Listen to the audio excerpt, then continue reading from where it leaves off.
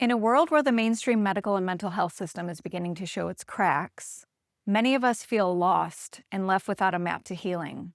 We want to make change and believe we can heal, but how?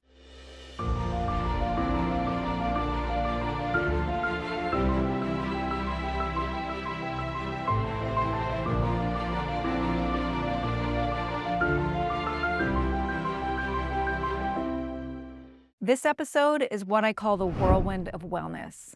The confusion that inherently shows up when you make the choice to get healthy in mind and body. Because when you start searching, you'll soon see that there's no straight answer. So, what can you do? And after you find some answers, why does it seem like nobody wants to listen? In this episode, you're going to learn what the whirlwind of wellness looks like when you're knee-deep in it. I also want to talk about some other thoughts, like the fears of aging, a reminder about finding community, the possibility of a different future in medicine, and my personal favorite, the mystery of the body. You'll hear about my own journey of modern medicine and healing over the last decade and see how I refuse to be a statistic and why I started questioning everything. I'm sharing in hopes that you can relate and find some enlightening evidence on what feels like a hopeless conversation around chronic illness. Being in the whirlwind of wellness can sound something like this. I have these symptoms I don't like. I see me and the people around me getting older, and it's becoming pretty apparent that all my friends who haven't really taken care of themselves seem like they're aging a lot quicker than those who have. Some people have aches and pains that they can't ignore anymore. Some people keep having to try newer, more medication for depression or anxiety because nothing is working long-term for their mental health.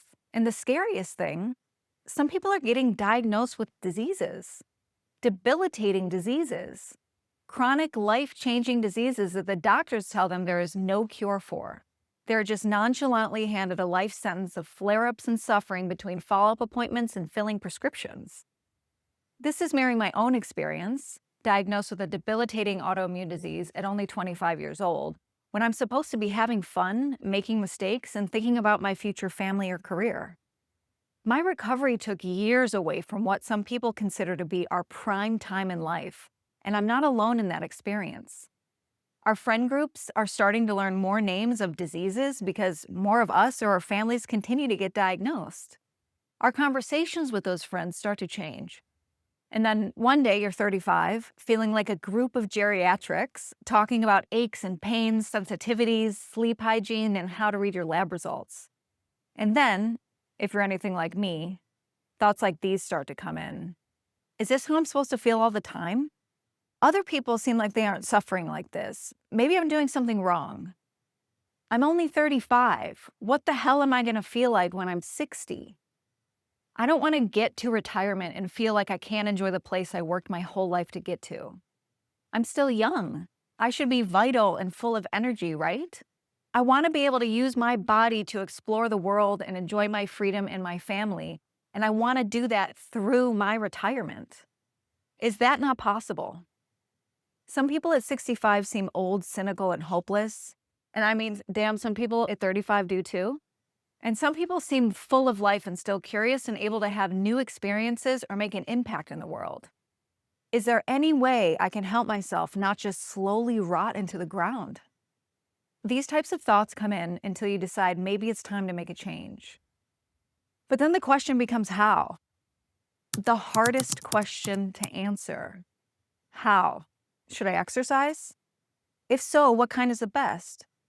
Should I be a Pilates princess? A muscle mommy? Is it running, CrossFit, weights? What? Do I even like exercise? To be honest, I want to love it, but I kind of hate it. Am I not picking the right kind, or am I just being lazy? Seems like a lot of work, though. I don't really like anything I'm trying, so maybe we won't start there. I'm exhausted anyways. The thought of working out feels too heavy. Plus, my uncle jogged every day and died of a heart attack, so maybe that doesn't work like everyone says it does. Okay, so what else? My diet. I should definitely change my diet. But what should I try? Because every expert has a different opinion that consistently changes, and there's 10,000 experts out there. It kind of seems like nobody really knows anything.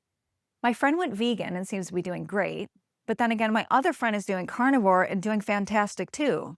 I heard keto is really popular. Maybe I'll just Google which one is the best.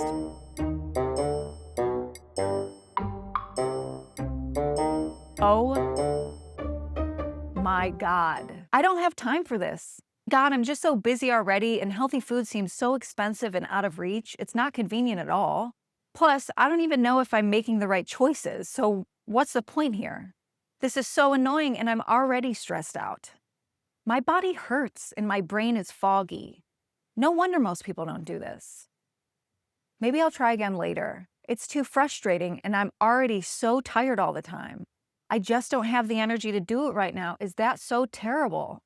I'll just wait until after the holiday. Okay, so I've tried exercise and I've tried diet change over and over again. Nothing is working. I'm gonna lose my mind. Maybe I'm just damaged goods? Do I need to go to therapy? No, I'm definitely not doing that. I know what it is. Look at my family. I inherited bad genes, and maybe no matter how hard I try, it'll be pointless anyways. I keep trying and nothing seems to work. Plus, my grandma had the same issue and she's never figured it out. Maybe I'm just screwed. I'm done trying for now because this feels impossible. Maybe I'm just genetically defective and destined for whatever suffering life is going to give me. I can't think about this now. If this feels familiar at all, this is one of the most insidious thought processes we can have, and all of us have been there. Angry, anxious, and heartbroken. We can't figure out what works for us, and we don't know how to make new habits stick for change and long-term sustainability. Meanwhile, we're watching the people we love suffer, questioning if we're seeing our own future. So we can end up getting to a point where we conveniently tell ourselves that we're broken and have bad genes or bad personality traits that will just never go away. And a lot of us are starting to wonder what truth actually is, and if there's a journey to wellness that isn't just the doctor spending 10 minutes with us to label us with a diagnosis and give us a prescription that we have to take for the rest of our lives. So we're all wondering, is there a better way or not? Is your family history the reason you can't figure it out or not? Can you feel better or not? Modern medicine saved my life and has excelled in a lot of areas. They work miracles in emergencies, life-threatening situations, and medical research. Antibiotics, organ transplants, pain management, blood analysis, and so much more have changed the world. And I believe we're starting to see that mainstream medicine might not be the avenue we want to trust when it comes to chronic disease, long-term preventative health, and mental health intervention. A lot of us are now seeing that prescriptions only cover up our symptoms, be it blood pressure or anxiety, rather than treat the underlying issue. Whether it's PTSD, diabetes, depression, or the growing class of autoimmune issues, we continue to create more and more prescriptions to support these diseases, but the rate of these diseases seem to keep rising. Too many prescriptions cause common side effects, from headache and diarrhea to more uncommon life-threatening side effects like suicidal thoughts and death. You might have come across the numbers showing that prescriptions are the third leading cause of death in American healthcare. And we, as the patient, have to decide if it's worth the gamble. What are we doing? We're not living longer. We're dying longer. That's a quote by this author, Max Lugavere, that states what I think is a great observation about the state of our current healthcare. Sure, we are living longer. But if I get Alzheimer's at 70 and I live to 85, is that really living? If I'm unable to wipe my own ass, walk around, eat, or think clearly, what's the point? I don't want to die longer. I want to be capable and sharp until I die. And I don't think that's out of the question for a lot of us. Even myself, who carries an extreme health history. I know that we age, and that comes with its own challenges that as humans is part of the package. But a lot of us feel like the narrative around aging is way more extreme and pessimistic than it needs to be. There's so many of us that intuitively feel like the body and the mind are capable of healing, way more than most might think. That's actually one of the reasons I want to create this show, to create a community of people who actually enjoy these conversations rather than flooding our family and friends with information that they just might not care to know about. And that's okay. We can find people who are interested. I'm here to remind you that we're out there and you're not weird or alone just because you can't find anyone in your current inner circle to reflect on the ideas or nerd out on these theories with an open mind. I don't know about you, but finding people like myself has proved difficult. The limited narrative of aging and healing runs deep and wide. And I now know that there's so many pockets of people changing the story and people wanting to believe the story can be changed. I think the reason people like us seem elusive is because a lot of us just stopped talking about it. Or we never started for three reasons I see. The first is we lost our motivation to speak ideas because we can be judged as weird, delusional, or conspiracy theorist. And most of us were taught to do whatever it takes to fit in, so we shut up. The second, in the defense of other people, some of us started seeing what was possible and then never shut up about it. And that can get really annoying. People can start to distance themselves from us. We also started to pick up on the feeling that we weren't just talking about it, we were practically holding people hostage with facts and theories and statistics they don't care about. So thankfully, we stopped.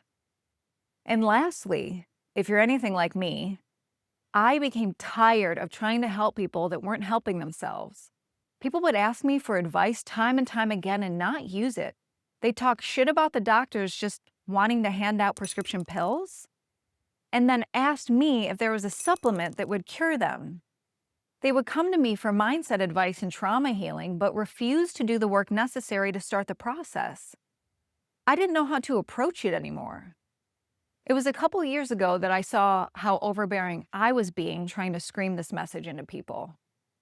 Then, I made the decision to only talk about it with people who cared to listen, add to the conversation, ask me direct questions, or, most importantly, take some real action toward figuring it out. But that happened so rarely, I was frustrated.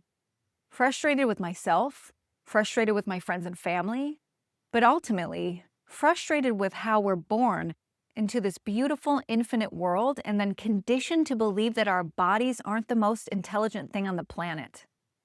People like us wonder what would happen if we prioritize understanding the origins of our diagnoses and diseases and explored how to treat the root cause rather than just cover up the symptoms. The body is a mystery, and a lot of us are not satisfied with the answers that mainstream medicine and the mental health system have given us. Frankly, we're not satisfied with the questions that mainstream medicine and the scientists behind it are asking. Or should I say, the questions they're not asking. It seems if studies don't benefit the pharmaceutical industry or the corporations funding the studies, they're either not getting funded or rarely getting coverage. How many of us years ago knew about fluoride? And now headlines like this make it seem like new information. It takes decades for paradigm-shifting information to come into the public eye, and until then, we're seen as weird or fear-mongering. I'm so grateful for the power that social media has given the community. We get to share our stories in a way that has never happened before. We don't need a book deal or a feature on Good Morning America for hundreds of thousands of people to see the evidence of healing we've created in our own lives.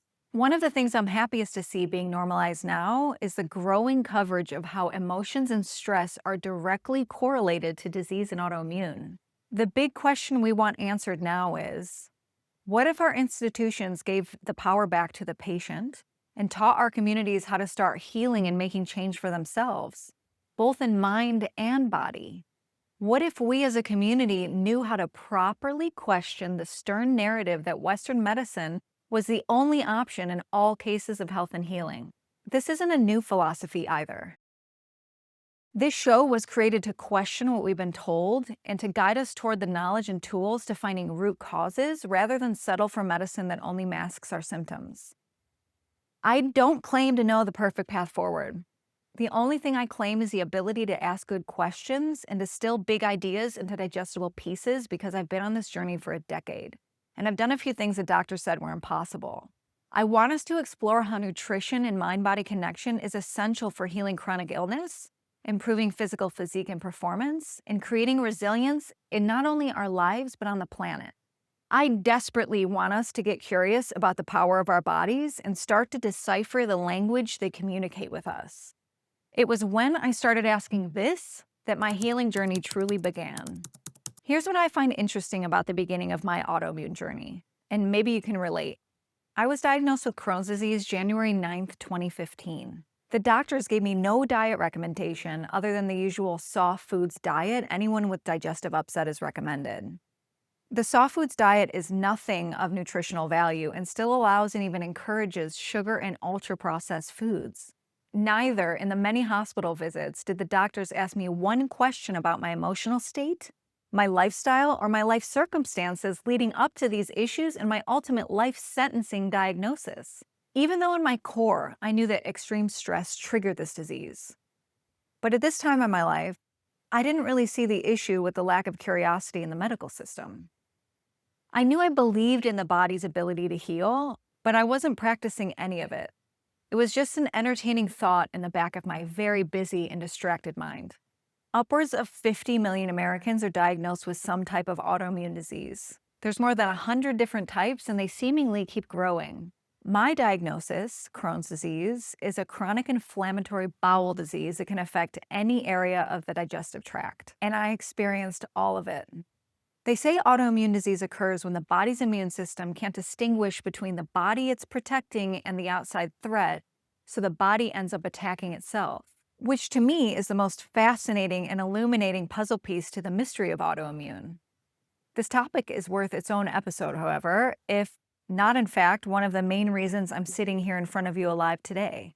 Autoimmune disease can affect every organ or system in the body. 1 in 6 people are affected, although I think that number is higher, and women are disproportionately affected as they make up around 75% of cases.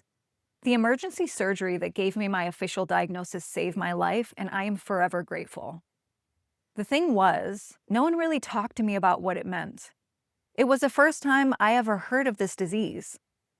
I didn't know how debilitating the disease could be and how it could affect my mind as well as my body. So I didn't take it too seriously. A year and a half later, I was in so much pain that I had to drop out of college. I stopped working. I eventually lost the ability to walk without support, and I lost half my hair from a mix of the malnourishment, stress, and long-term steroid use. It was then when I finally figured out the gravity of this diagnosis. One specific night changed my life. I absorbed the fact that I was 25 and slowly dying on the couch, taking upwards of 60 pills a day with a mix of prescriptions and supplements. Reality hit me like a brick to the face. I finally allowed myself to see the reality of my situation. I had been avoiding it. How many of us avoid really looking at it? That was the night I became ready to take radical responsibility for my life and my body and do whatever it took to figure it out. There's a part that maddens me when I think back to my time in the hospital and the multiple visits that led up to my diagnosis. All of the doctors who came in the room speaking to me about it said, "You did nothing wrong. It's not your fault. There's nothing you can do about it. It has nothing to do with your diet. This just happens sometimes, and you're one of the unlucky ones." They told me that my diagnosis was just bad luck. I think they wanted to make me feel better because I was so young and I was just handed this life sentence that I didn't understand. But here's what that did for me. Because they told me it wasn't my fault, it released any responsibility for me and my actions. It made me a victim of life circumstances with no agency or authority to make a difference for myself. It closed the doors on any curiosity or questioning of my life, my worldview, my power to have a relationship with my own body.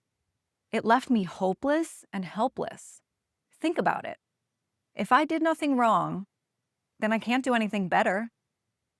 If it's not my fault, then why take any responsibility at all? And if it has nothing to do with my diet, why question anything? If they would have asked about my lifestyle, they would have known that for the last 2 years I was consistently staying up till 4 a.m., drinking and smoking multiple substances, sleeping for 3 hours, waking up at 7 for work, working 70 hours a week in an undoubtedly toxic environment. If they would have asked about my diet, they would have found out that it consisted of mostly ultra-processed foods, fast foods, coffee, sugar-free Monster energy drinks, the big white ones, Dr. Pepper, Taco Bell, and the occasional Burger King Caesar salad and granola bars to keep it healthy once in a while. The crazy thing is, I thought I was making good choices. And for me, the most important thing, if they would have asked me about my emotional state, they might have found out that I was in and out of abusive and toxic relationships basically since I started dating. And I had just left a job where I was blackmailed and assaulted. My mind was on a carousel of moments I couldn't seem to process. Why didn't they ask? What's with the separation between mental health and physical wellness? It drives me crazy. And I also wonder, would I have even told them if they did ask? How often do we downplay the stress in our lives to appear put together? Whether that's to hide the truth from ourselves or to hide it from other people. I was a delight in the hospital. Everyone said my attitude would heal me because I was always smiling and positive. But inside, I was a numb mess. I didn't really know what PTSD was at the time. I definitely didn't understand the impact that trauma can have on the mind and body. And even though I inherently knew, deep down in the pit of my stomach, that stress can cause illness, I didn't have enough information or life experience to know how to make a difference for myself. I now believe that the disconnection of mind and body is one of the biggest mistakes we've made as a civilization, with the flaws in our food system coming in a close second. I believe the health crisis is a direct effect of the disconnection of mind and body. Pair these two problems together, and we have a world where emotions are demonized. The body is viewed as 100 different parts, and the mind is seen as weak and unchanging. Unless, of course, you have a mental health diagnosis. That gets worse over time. But remember, it'll never get better. If you think you're feeling better, be ready. Because what my doctors told me was, this disease is a gift that keeps on giving and you will suffer with it for the rest of your life. But we know something's wrong with that message, don't we? I've come to learn to see symptoms and disease as messages, feedback to support my healing and personal growth. And most of the time, not a life sentence of debilitation and hopelessness. My life changed when I saw that my symptoms were my body attempting to communicate with me.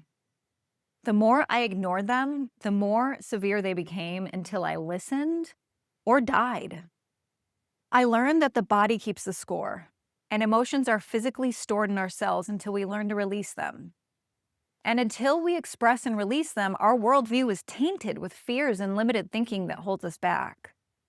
I learned that our society doesn't really teach us how to process emotion, and that there's a language of the body we can learn to communicate with, to support our healing in a way we never imagined. I do believe that each individual human has a weak spot. Mine is my gut, yours might be your thyroid or your mental state. But I don't believe that chronic suffering is a mandatory prerequisite to living our lives. Before my diagnosis, I felt like I was doing a good job, like I was trying my best, but life kept putting me in these situations that belonged in a sitcom or a drama or a New York Times best-selling book that highlights the life of a regular girl, just trying to make something of herself and breaking the family curses of divorce, abuse, mental illness, and being trapped in the cycle of struggling middle class. How many of us are living like this on the merry-go-round? And then I received the gift of a diagnosis. That led me on a journey of my mind and body that I'll be advocating for the rest of my life. When I finally learned how to process what happened to me, question my belief system, uncover my unconscious self-sabotaging behaviors, and eat right, I made changes, both quick and dramatic and slow and wobbly. And I've continued to make those changes the more I learn about myself and as new studies and new information comes out. For the majority of 8 years, I was on 10 to 20 prescription pills a day for Crohn's disease and pancreatic insufficiency. I also received a biological infusion through IV every 8 weeks. It was a class of what's called immunosuppressants that shut down my immune system in an attempt to stop my flares. And when I was dying, they helped save my life. These are the next big up-and-coming class of drugs called biologics, and I think we need to tread lightly. I was hospitalized every year around my birthday for 5 years, even on all of those meds. and I would be admitted to the hospital multiple times every year with intestinal blockages that seemingly came out of nowhere. It took me years to figure out enough to where this May will be 1 year I've been successfully off all medications. The only prescription I have right now is an as-needed prescription for migraines, which is another cool story for a different day. And I haven't been hospitalized for complications from Crohn's disease in about 5 years. When I was sick, I could barely walk to the mailbox, and I didn't know how capable I would be even if I did get better. And now I'm planning a 60-mile hike on the Appalachian Trail. I'm very nervous. It's only my second hike, and it's the longest one I've done yet. But I'm doing it, and that is wild. Well, we did it. I'm about to finish 6 days and 50 miles hiking in the mountains on the Appalachian Trail. Today is a big day, and I wanted to share it with you. For anybody that's been around the last 8 years as I publicly share my healing journey online, I appreciate you so much, no matter how you showed support. And if anybody here is new to my journey, I am grateful that you are here in this moment. Autoimmune disease took so much of my mind and body away that my friends and family started to grieve my life. And dare I say, I not only made a full recovery, but I feel better than I have ever felt and continue to improve. So thank you so much. I am so glad you're here with me, and let's see where this goes. I don't know if these results will last for the rest of my life, but I want to create this show to keep myself in check and learn everything I can. What I do know is how the doctors made me terrified that my body would implode if I stopped the medications, specifically the biologics. The Reddit threads and YouTube videos only served to terrify me more, but every story was missing a crucial piece of my own. I was trying to tell them, my doctors, that I am a completely different woman than I was all those years ago. I didn't just change my diet. I changed my worldview, my belief system, my relationships, and my self-worth. My medical team did not care to hear about it. This next part is important. I'm not telling you to stop any medications or make any crazy quick changes. I've been uprooting and changing my life for a decade. Healing takes time. And I'm also open to the possibility that this won't work and I'll have to restart something. I think a little bit of delusion is important in self-healing and changing your life, but when it comes to trying to stop prescriptions, specifically for diseases of the body, there are clear tests and measurements that can be done over time to show you how you're doing. I'm not a doctor, I'm just a girl. Don't do anything stupid. I've acted bulletproof before and ended up back in the hospital a few times. Ultimately, I'm here because I believe that our bodies are lucid. I think the unexpressed trauma that happened in our lives is as inflammatory to our body as gluten and glyphosate. I believe that stress, trauma, and disease are all related. I see food, environment, and emotional mastery in an interdependent relationship. I've learned to live my life continually mastering how to translate and decode the language of my body. And I've learned that symptoms are simply feedback and they work for us, not against us. A seemingly cryptic message waiting to be solved only because we've been disconnected from our habits of self-awareness and interconnectedness. I see mind and body deeply intertwined, rather than mutually exclusive. And I'm not just entertained by the idea. I'm fascinated with learning how to live my life through that context. I believe that we cannot have a gold mind without a lucid body. So, what's the universal story here? Why does stress cause a flare in all disease, but we're not really asked about stress during our initial diagnosis, or throughout the process seemingly at all, other than the guidance to stay stress-free in an attempt to not flare our symptoms? If we know stress can aggravate disease, why aren't we questioning if stress has a part in causing these diseases? And what even is stress? The world has taught a lot of us to be scared, compliant, and disconnected from our intuitive senses. Why do I look crazy when I talk about the work of Bruce Lipton? He's a cellular biologist who shows how the role of our thoughts have a direct effect on the expression of our genetic makeup, or how the placebo effect can be used in our favor. Why am I judged for citing the studies that show psychedelic-assisted psychotherapy has a 67% success rate in treatment-resistant PTSD patients after weeks, with that stat rising over time? Why is the world acting like we figured it out when there's so much that we don't know? Every 100 years, we look back at some of the medical history and are terrified with what they were doing. And we just think that that won't be us? Why aren't we talking about how the cigarette companies are now the food companies? The information is starting to get out there, but we've known this. Why are we labeled as quacks and evil witches when we are just trying to figure things out? Wanting to heal our mind and body can be such a confusing road that some of us choose to abandon hope. Healing starts to feel like a fairy tale that's only told in storybooks and movies. But somehow, just like the ancient myths and folklore told for millennia, part of us knows that these stories have truth weaved in, and maybe more than we realize. So we search for truth. And eventually, if you're anything like me, you hit a point of no return. You've seen enough stories, and then it becomes time to make your own. This show wasn't created as just entertainment. It's an invitation. My intention is that throughout this show, I'm not just talking about ideas, but that I'm practicing them, and that you're not just watching the show, but taking actions and experimenting with the things you're learning, even if it's just a few things. I want us filling our tool belt with perspectives, thoughts, and actions that support us in creating our life.